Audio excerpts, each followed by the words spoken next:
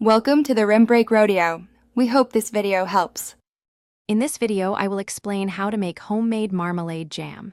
First, choose about 2 pounds of fresh citrus, such as Seville oranges or lemons, for the best flavor. Wash them well and then slice them very thinly, removing all seeds.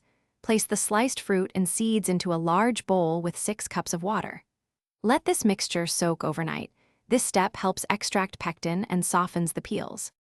The next morning, transfer your soaked fruit mixture into a large, heavy-bottomed pot. Add 4 cups of granulated sugar, stirring until it fully dissolves. Bring the mixture to a rolling boil over medium-high heat.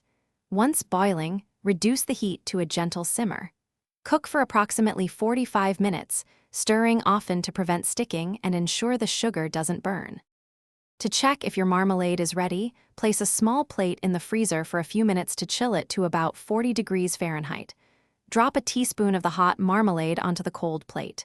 Wait 30 seconds, then gently push the marmalade with your finger. If it wrinkles, it has reached its setting point. If not, continue simmering and retest every 5 minutes.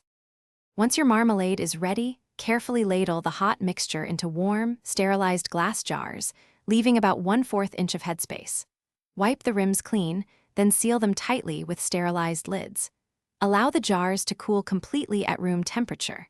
Store your delicious homemade marmalade in a cool, dark place for up to 1 year. Remember to check the description for a link to the Oala water bottle and other great deals. Thanks for watching. Consider subscribing if we helped you.